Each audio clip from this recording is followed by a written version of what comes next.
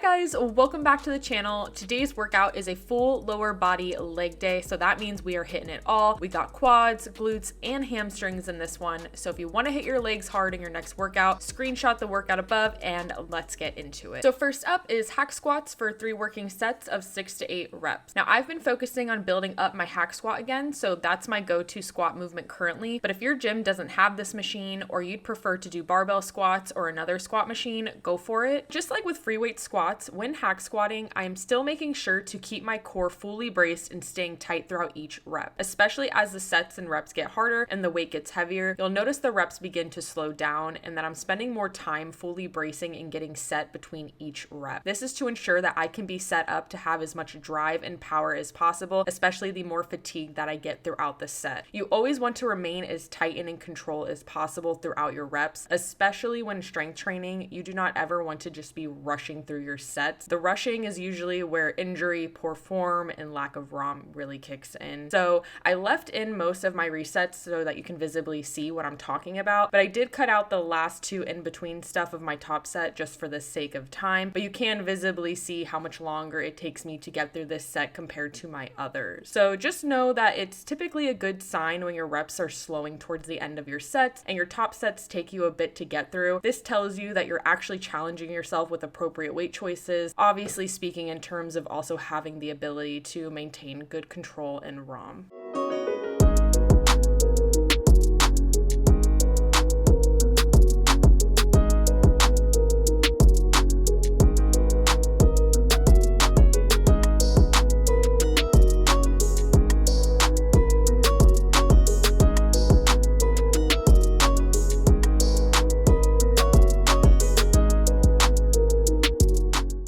Right along, we're going to the first superset, focusing more on the quads. So I write full lower body workouts with varying strategies, and for this workout I wanted to focus on my quads, then focus on my hams, and lastly glutes. So that is how this workout is laid out. So first, as you see, is leg extensions, aka the light your quads on fire, because it would be less painful than this exercise.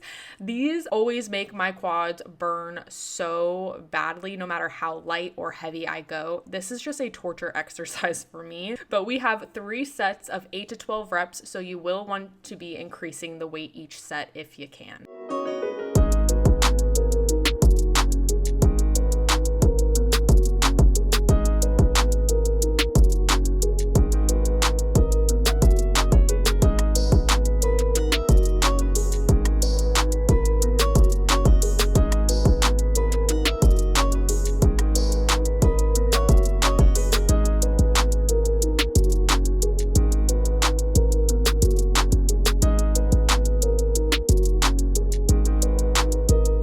Once you finish your set of extensions, you'll immediately get up and do 20 bodyweight walking lunges, which is 10 each side. So I'm keeping my form more quad focused, so that means a shorter stride and a more upright torso. Now, when you do walking lunges or any lunge really, you want to think train tracks when stepping forward, not tightrope. Your legs shouldn't be one in front of the other. So if you find keeping balance with your lunges challenging, widen your base for better stability. You'll do this by stepping out to the side just a bit wider, and that usually helps, and that's what works really for any lunge or split squat variation.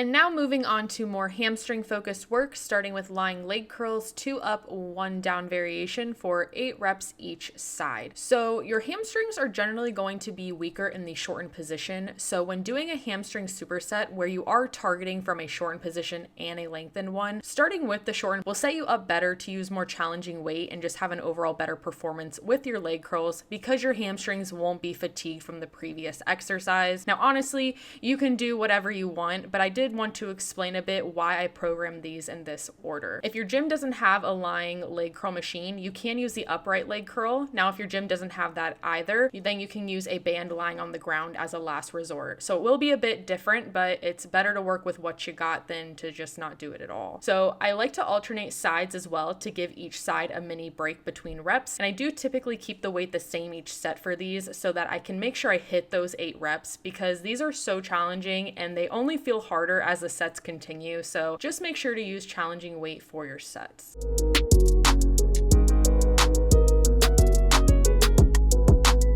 So you'll then get up and get into 10 to 12 dumbbell RDLs, so you will want to aim to increase the weight each set with these. You want to push your glutes as far back as you can while that weight travels down as close to your body as possible. So allow for a slight bend in the knee or a greater bend for more glutes if that's something you want to incorporate. And once you push your glutes as far back as they can go, that's your sign to come back up. If you're having trouble driving your hips back, you can stand in front of a wall when you do these and aim to tap the wall behind you each rep as you push your hips back. If you hit it before you feel your hips are fully driven back, step forward to allow for a bit more space and go again. This is a great method for those working on understanding how to drive their hips back when they are kind of struggling with more of a squatty deadlift where you are just squatting down with the weight rather than driving your hips back.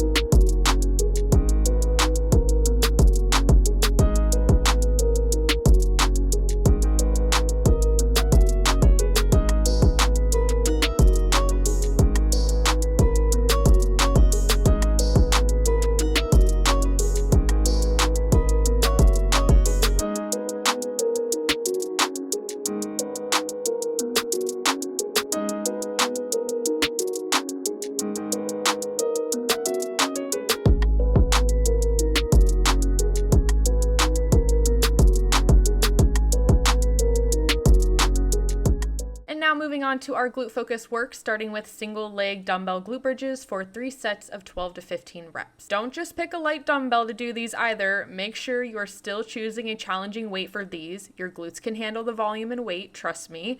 Now, I am using a Bosu ball under my neck to keep my head forward and chin comfortably down. This is going to help keep the tension on the glutes and off the low back by preventing any hyperextension happening. And so with this exercise, it is definitely a smaller range of motion here, so make sure that you are getting the most out of every single rep, getting that full lockout at the top and squeezing that working glute like crazy each set. Really focus in on that mind-muscle connection and what you're trying to do each rep. Like, I mean, my upper glute area literally felt numb by the end of these sets. The range may be small, but it is mighty.